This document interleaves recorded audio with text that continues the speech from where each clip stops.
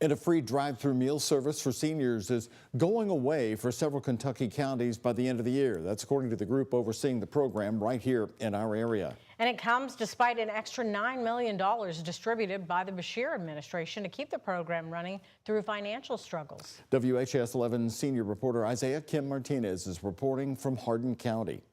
We're going to see significant hunger.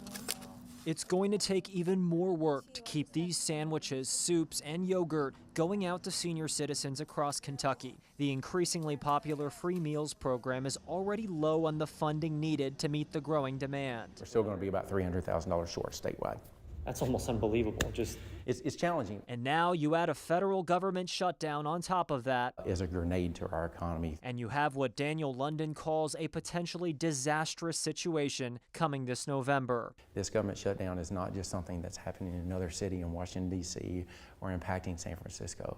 These have real world impacts for people on the ground that we're seeing. London is the executive director of the Lincoln Trail Area Development District. They oversee the state's senior meals program in 8 Kentucky counties, including Hardin, Nelson, and Meade, serving 1,700 people. Financially strained as it is, even with a more than $9 million funding boost from the Beshear administration, the group's expecting to end drive-through service for these meals at the end of the year. Seniors largely will have to come in person, and London tells me more painful decisions could be on the way. If we have this significant demand on that program as a result of the government shutdown and SNAP benefits, then we will have to look at other measures as whether, all right, do we look at a senior citizen center and say, all right, we may have to cut a day a week. At the Nelson County Senior Center just a couple weeks ago, we saw the fear of services being cut back. Seniors that don't have food. Oh, yeah.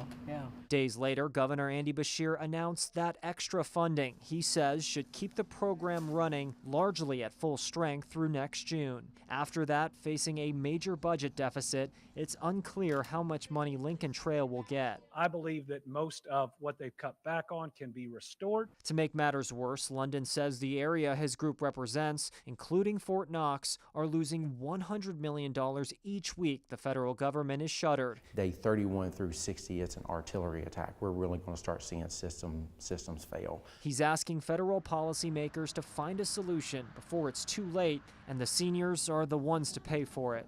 Isaiah Kim Martinez, WHAS 11 on your side.